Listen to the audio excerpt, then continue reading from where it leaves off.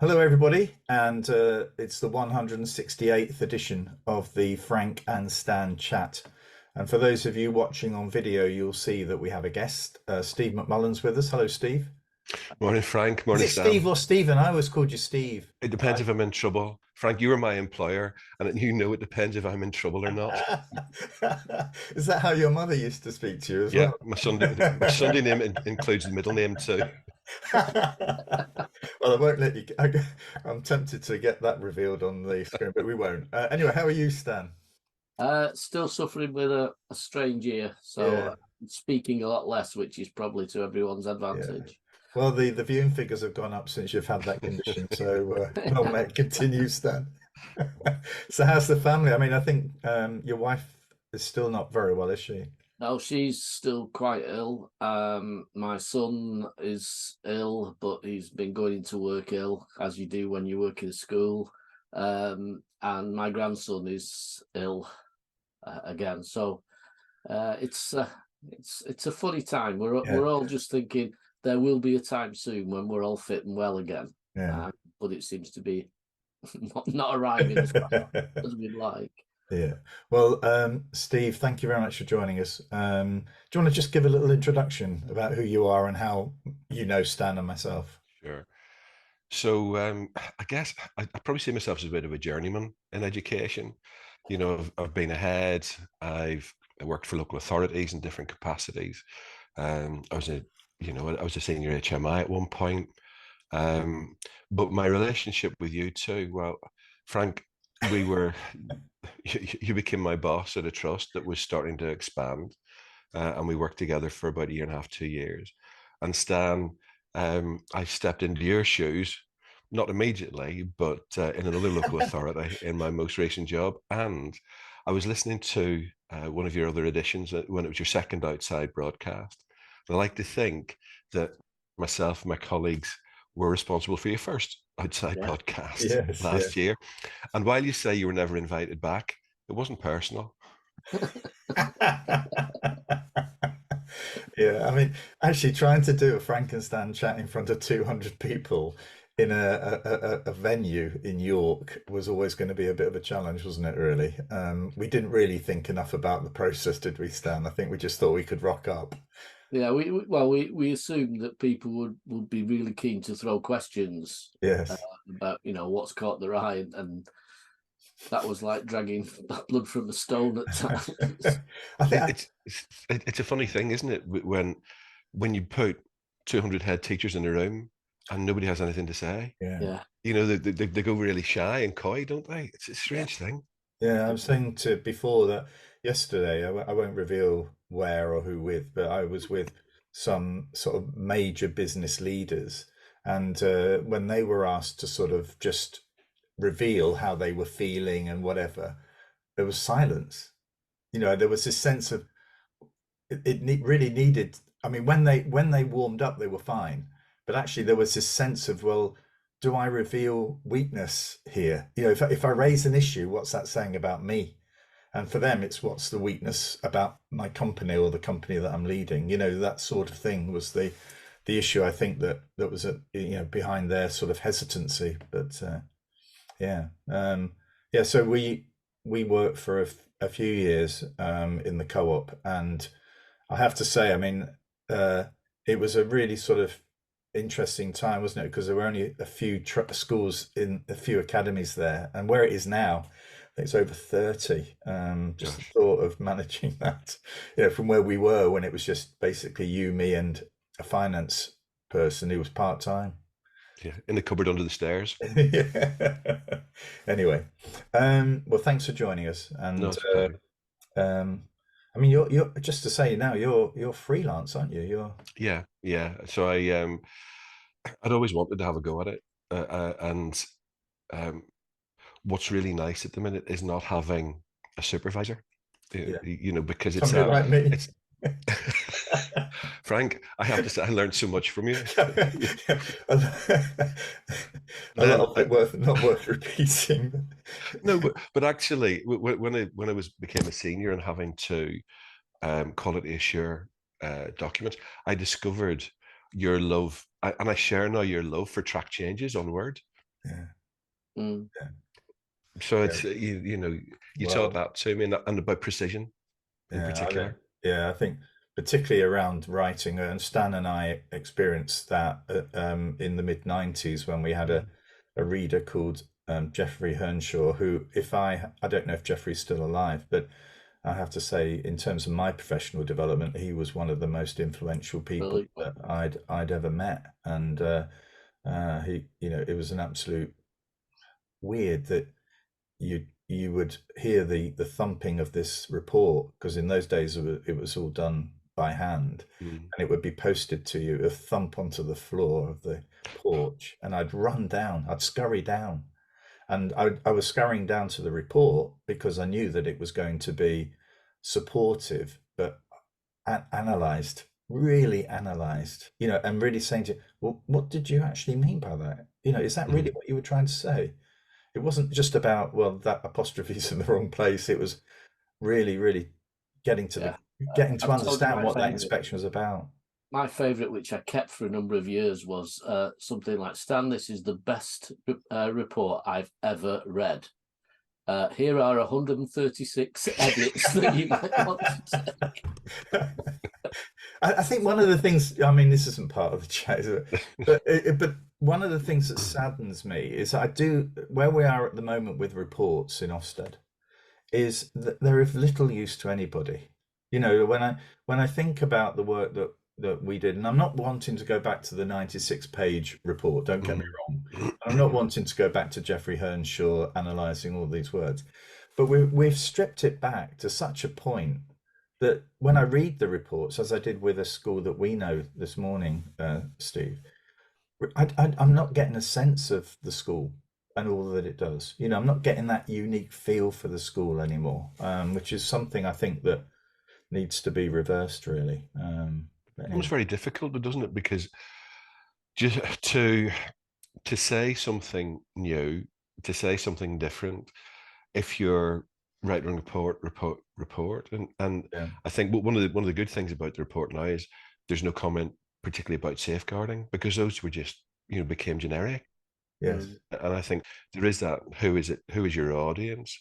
I do think the feedback now in during inspections, though, is probably more valuable, because mm, those who are present really do take it in, and that's what makes the difference. But you're right, in terms of outward facing, the report, it's hard to continue to make each one different. yeah, Mm. yeah. Okay, well, Stan, what's caught your eye this week? Well, it's not what's caught my eye, probably what's caught my ear. Yeah. Uh, um, it's interesting. We mentioned at the beginning that sort of the family have had a series of illnesses over the last 4 or 5 weeks. That by chance we have 4 different doctors that my family. We don't live that far apart, but we all have different doctors. So out of the 4 doctors, 3 have said yes, it's an infection and it'll require antibiotics, and for 3 people that's been the outcome and it's been solved. For one person, no, it's a virus and therefore no antibiotics, which I understand. They don't want to give antibiotics out unless it has to be, but for that person, that illness has gone on far longer than the other, and I think it's a judgment call. It's a bit like Ofsted, that maybe the doctor got it wrong, or maybe it's just a coincidence, and it is a slightly different illness than the rest of us has. But it seems a bit strange that we've all caught it within the family. Yeah, but you were saying before that it's a bit disconcerting when the doctor's looking up on Google. Yeah, I have to say, in defence, my doctor's surgery, the practice, is absolutely excellent. I rang at 8 o'clock in the morning. At 8:10, they rang me back, and at 11:15, I had an appointment that day. Absolutely fantastic. Nobody in the waiting room when I got there. Doctor was expecting. It's just really good. And there's a culture now in that practice that was not there 10, 15 years ago. And the culture involves, the receptionists. Yeah. They actually want to help. They genuinely want to help when Yeah. you ring in. And at one point, this is some time ago now, I wanted to see a particular doctor in the practice, and the receptionist said, "I'm afraid you'll have to wait probably 2 weeks to see this particular doctor. But he's on emergency call on Thursday, so if you were to turn up on Thursday at 8 o'clock, you would get to see him." So it was just that, trying a little bit harder to do what I needed, and that was not there. And it's the guy who runs, the doctor who runs the practice now, has completely changed the culture of it. So it's outward facing. Well, it's all about leadership, isn't it? At the end of the well, day, I'd say so. Yeah, I mean, I have to, just to call out for the doctors that we have. We've got an amazing service here as well, and the online referral has made a massive difference. And having made one fairly recently, I had a call back within about 15 minutes, and I didn't actually have to go into the surgery at all. But Steve, it's not quite like that for you, though, is it? Where you live? No, we've our doctors have just introduced a letter of application. If you want an appointment, so you have to write down, send it in, and then apparently it's triaged. Is your letter? So I don't know whether it's judged on On your handwriting. presentation. Who knows? Well, I have to say, one of us has a practice similar to that, and coincidentally, that's the one who seems to be different from everybody else. But there was no first time, no appointments at all. Couldn't even say, "We'll make you on in 2 weeks' time." We've no appointments, and we have a walk-in centre, but there's no appointments there either. So it's really helpful. Yeah, and of course, I mean, I do a lot of work in Blackpool, or at least I have up to the end of this year, and recruiting GPs in those sorts of areas where demand is really high and you're under a lot of pressure. I mean, all of this it's a bit of a supply and demand headache, really. We're unfortunately live in a nice area, that people, generally do take their health very seriously. So they sort of like these occasional sort of things that you get doesn't overload the surgery, but it's not like that when you've got a lot of people in rented accommodation, poorly looked after, lots of damp and stuff like that. It's a different sort of story. I'm always constantly reminding myself that where I live is not life for the majority of people. Anyway, Steve, what's caught your eye? So at the start of the week, I think the Youth Endowment Trust produced a report about young people feeling scared about going to school and how it was impacting on their attendance. And as I listened to reports on it, there was a young man came on. He was talking about his experience, and that a lot of the worry now is about revenge. So actually, it's revenge that's stoked by social media. It's revenge that's stoked by other people egging on. And then we got to Tuesday, and we got to the change, or if you like, the reshuffle. And boy, did we see some revenge on Wednesday. And again, that made me think, well, where are the models coming from? We've got revenge now seems to, first of all, revenge has to be seen to be done. It has to humiliate or be seen to humiliate. And that made me think about all kinds of things about, well, where does my view of integrity fit into this? Where does trust fit into this? Because again, within that revenge, it's like, I've stoked this up because I know this will come and my day will come. And how is revenge respected? And I suppose going right back to growing up in Northern Ireland in the 70s and the 80s, revenge just took on a whole different approach, didn't it? Where people talked about revenge killings. And actually these were done by people who weren't related, who didn't know. There was no social media, but look at the outcome. And I just start to think about this notion about there has to be, everybody has to have somebody to blame.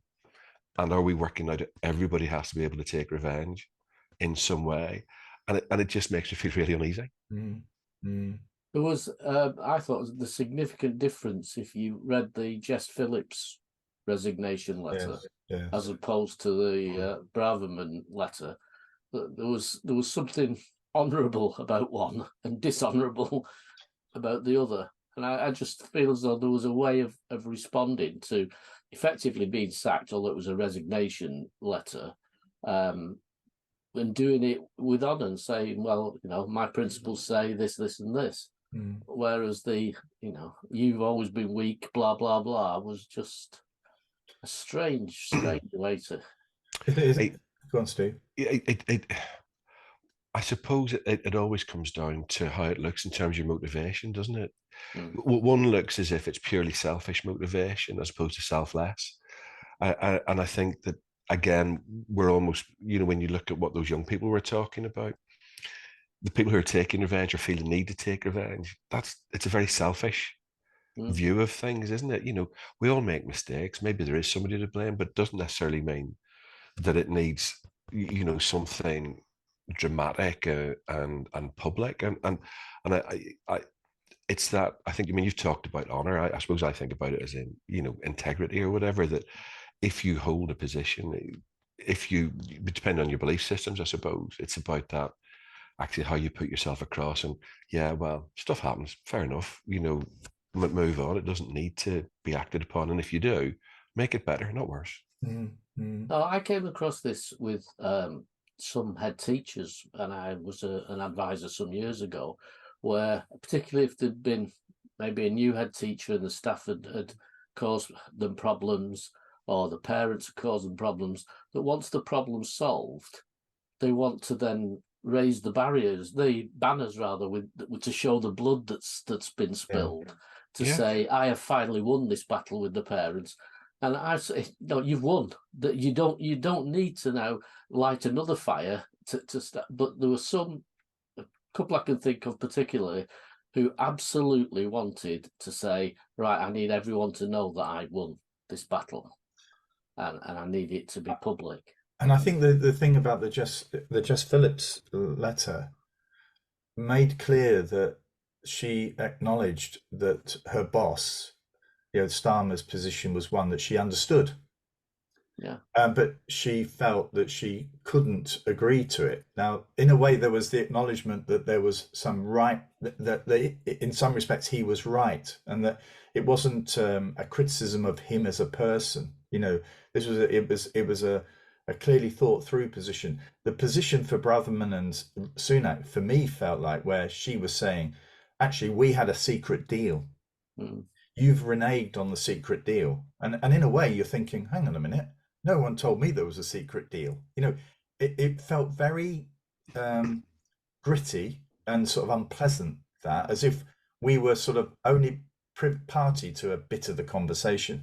I think with the Phillips thing, it feels a little bit more out in the open, that no hard feelings, we will move forward, all of this is Braverman and Sunak there is a line now, you have crossed that line and we will never ever be able to work together again. It's that sort of, it's the finality of it.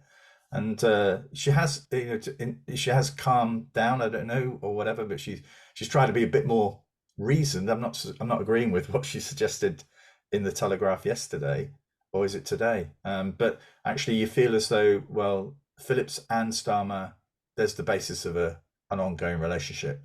With Braverman and Sunak, the way it's all managed, that's it, But the other thing, Frank, about that is we've talked many times about the use of words, and effectively you've got a breakdown of government almost based on whether something's a humanitarian break or a ceasefire, and it's those two words that have caused that.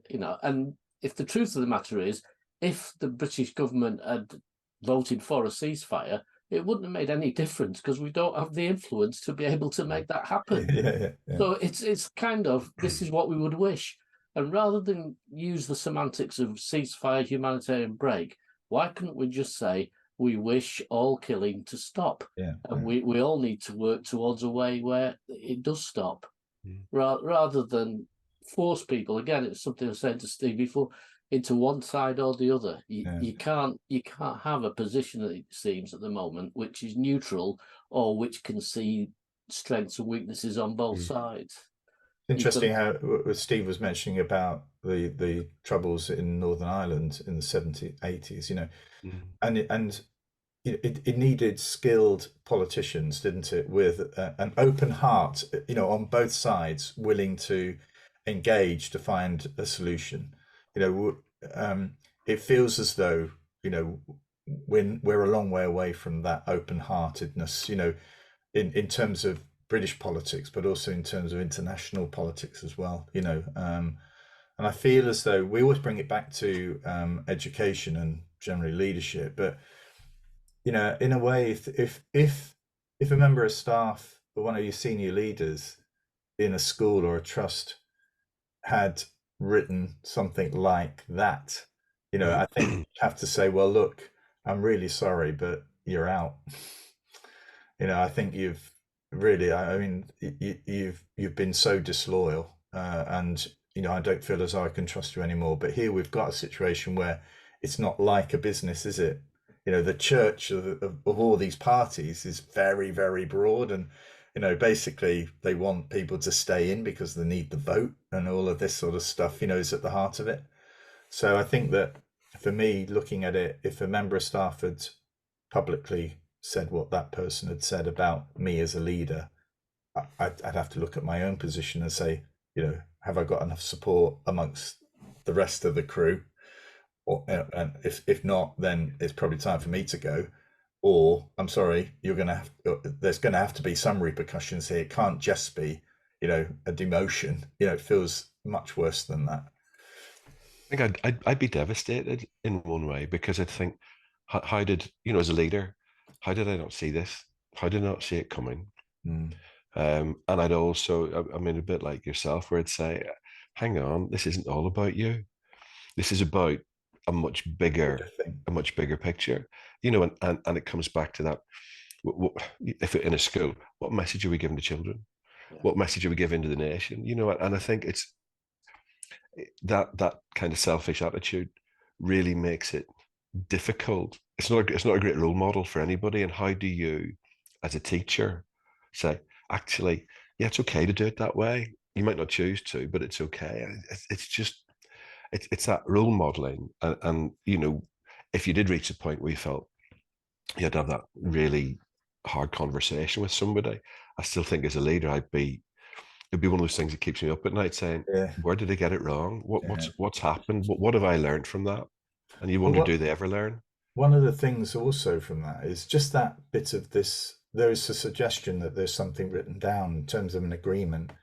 That for me is what I love about sort of really effective leadership, is this willingness to say I got it wrong, or at least to say, I think you can trust where I'm coming from. Might not agree with it, but a bit like the Phillips and Starmer issue. But at the end of it, there's no back office stuff here. There's nothing going on. I'm not saying something to you now that I'm contradicting or lying, basically lying to others about. And what this highlights is just that little seed drops in, doesn't it? And you think, well, hang on, you mean to say there was an agreement, whether it was written or not, and you've not revealed that? And that's the reason why you got elected, and that's the reason why she got a job 6 days after being sacked. Seriously, is that what you're saying? Because that seed then grows as a leader, doesn't it, into the next problem. You think, well, hang on a minute, what is going on here? And that level of trust disappears very quickly, I think. So I think there's a lot to be said for just, we've said this many times, get it out there. Get it out there. Let's know, the truth. Yeah. Let's know what's going on. I don't know if you saw the interview with Generic, where he said, yes, we've been working on plan B for a number of months. And the interviewer said, well, so you're saying that because Braverman said there is no plan B. Well, she worked on it. So are you saying she's lying? No.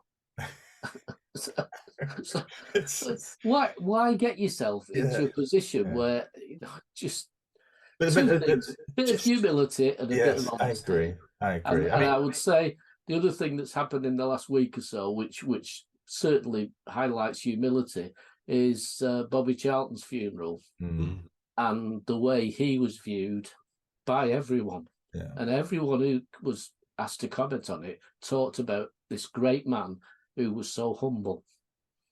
And I think maybe that's what we're missing in some of our politicians at the moment. Wow. Well, what's caught my eye this week is I was asked by Forum Strategy to do a review last year of something Steve knows quite well, the summary evaluations of multi-academy trusts. And last year there were only 5. This year there were 13. And Ofsted's decided, or the new chief inspector, who's waiting to step into the shoes of Amanda Spillman in January, has decided that they're going to halt them. They want to review the process.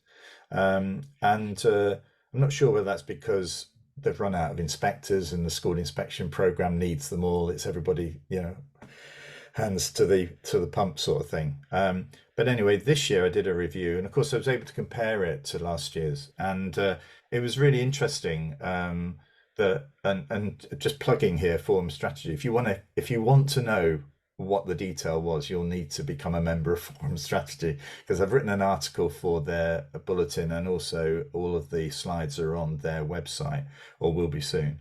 But I can reveal that the 2 areas that came out in the recommendations most strongly was, as you would expect, curriculum mapping, not sufficiently well embedded across all schools, that sort of stuff.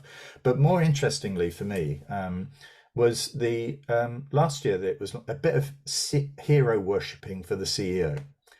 So it's there was a lot of stuff in there about the CEO being visible, known to all staff, visiting schools on a regular basis, demonstrating through his or her work the values and principles that they were wishing to sort of show across the trust. Now, nothing wrong with that. But actually this year, it's moved much more to a wider view of leadership. So governors and trustees are now, in these 13 reviews, much more centrally significant in terms of the work that's going on. And so the things that were coming out were, they didn't understand their responsibilities.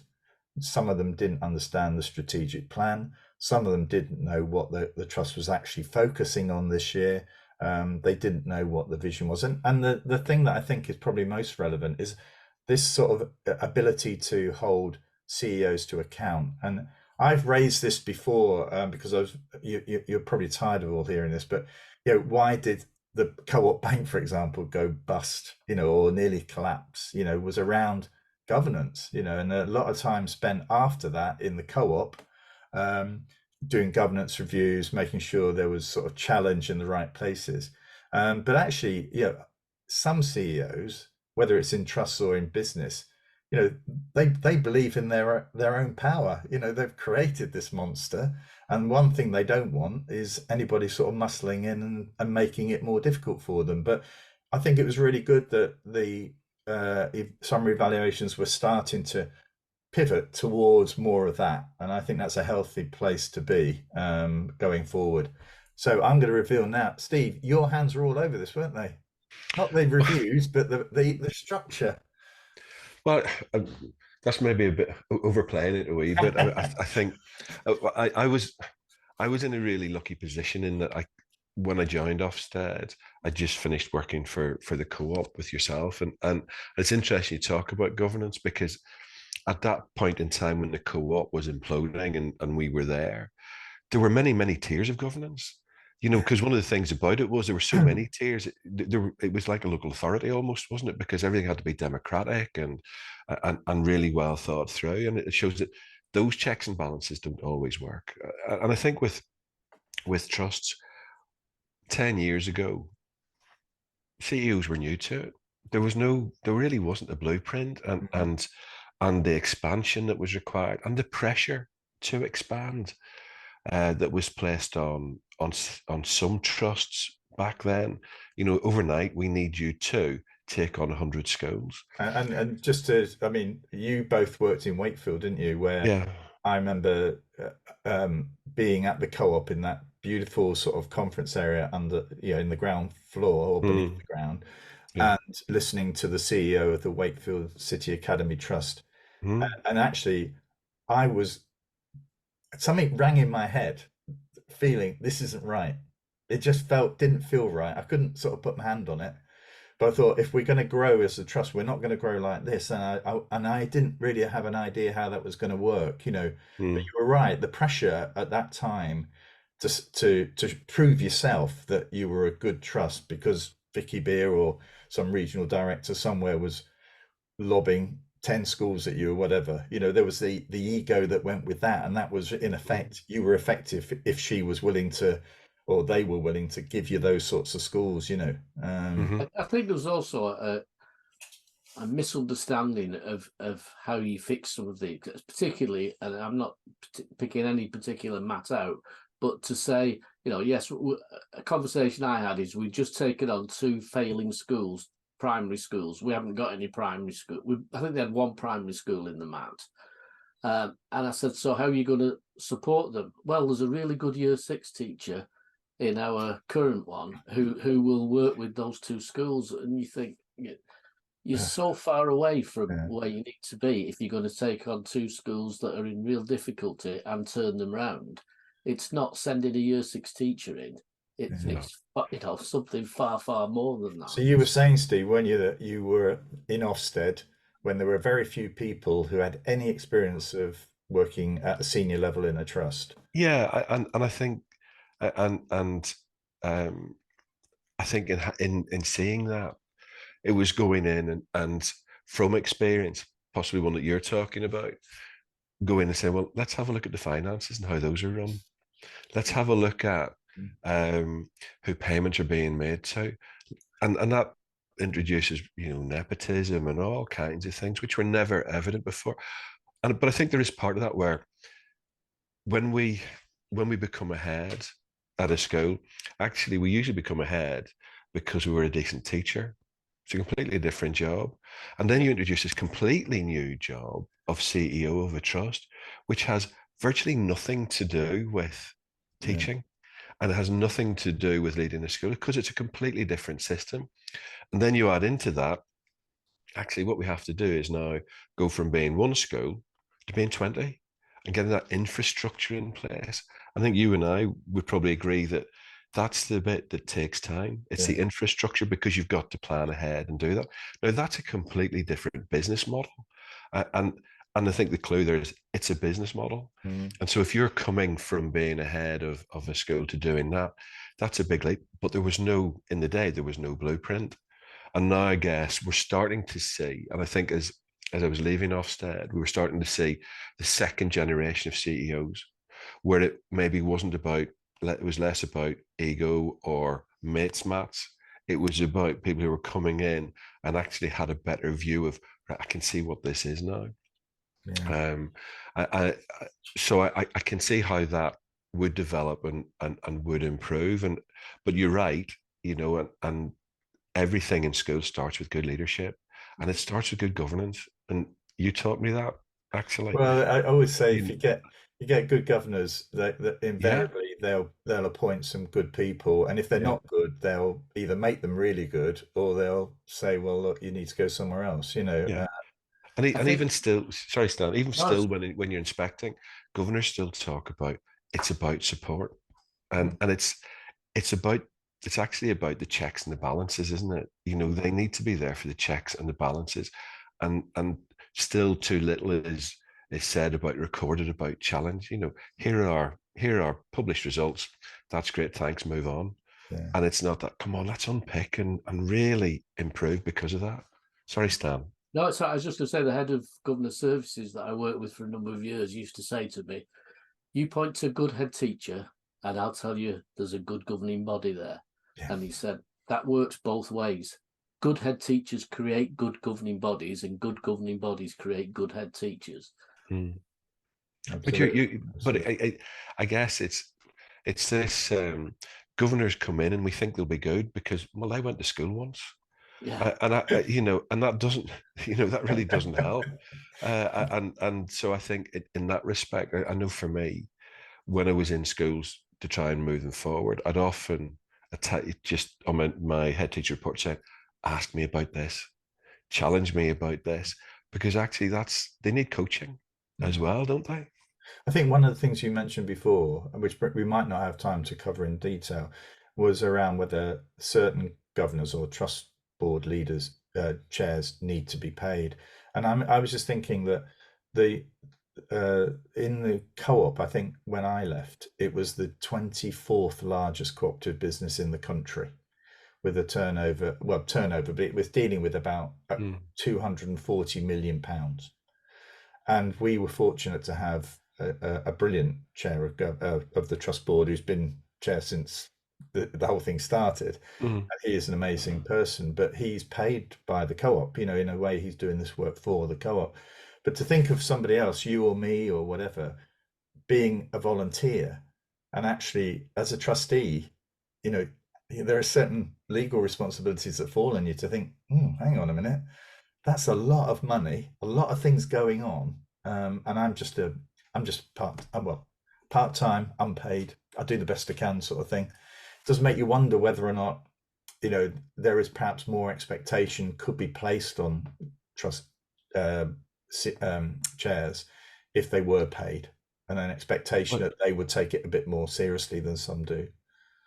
Well, it certainly takes up a lot of headspace for starters, but then I think where I've seen schools failing or struggling, you need somebody who's going to commit time to support the head, who knows their stuff, and to support the head.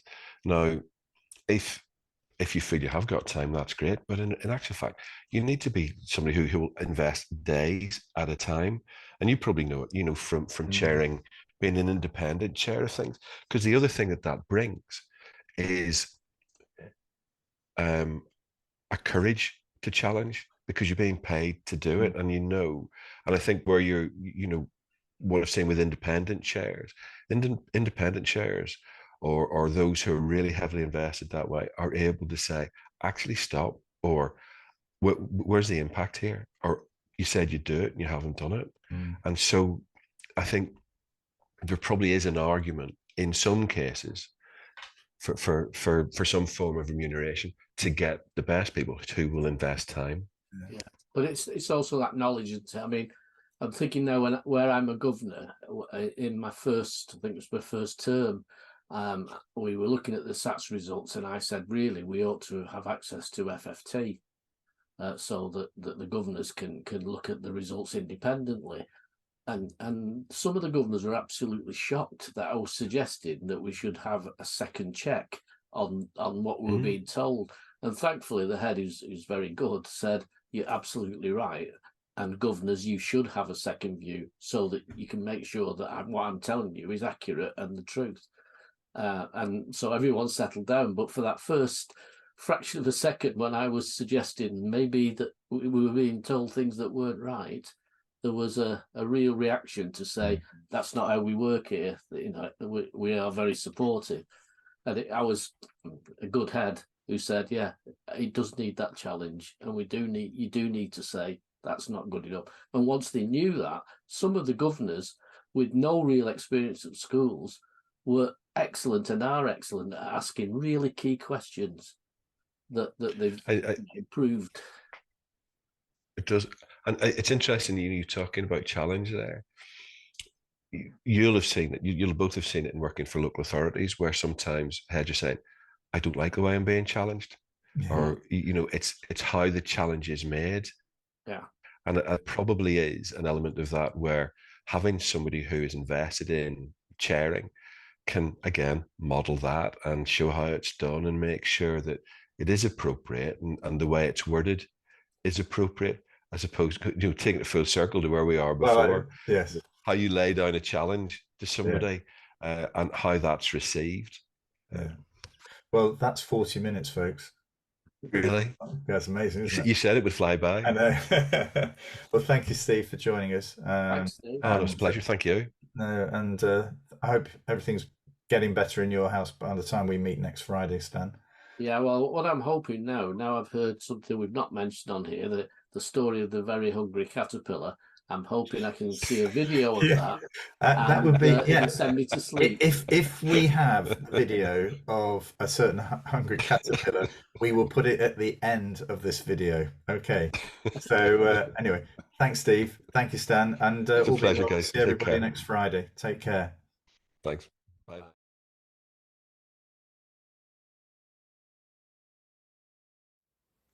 Hello everybody. If you're feeling sleepy or stressed, this is for you. It's The Very Hungry Caterpillar by Eric Carle. I hope you enjoy it. In the light of the moon, a little egg lay on a leaf. One Sunday morning, the warm sun came up and pop! Out of the egg came a tiny and very hungry caterpillar. He started to look for some food. Oh, I'm so hungry. On Monday, he ate through one apple, but he was still hungry. On Tuesday, he ate through 2 pears, but he was still hungry. On Wednesday, he ate through 3 plums, but he was still hungry. On Thursday, he ate through 4 strawberries, but he was still hungry. On Friday, he ate through 5 oranges, but he was still hungry. On Saturday, he ate through 1 piece of chocolate cake, 1 ice cream cone, 1 pickle, 1 slice of Swiss cheese, 1 slice of salami, 1 lollipop, 1 piece of cherry pie, 1 sausage, 1 cupcake, and 1 slice of watermelon. That night he had a stomach ache. The very hungry caterpillar then ate through 1 green leaf. He started to feel better. Now the caterpillar was no longer small. He was a big, fat caterpillar. He'd gone from little to big. He built a small house called a cocoon around himself. He stayed inside for more than 2 weeks. Then he nibbled a small hole in the cocoon, pushed his way out, and it was a beautiful butterfly. I hope you enjoyed that story.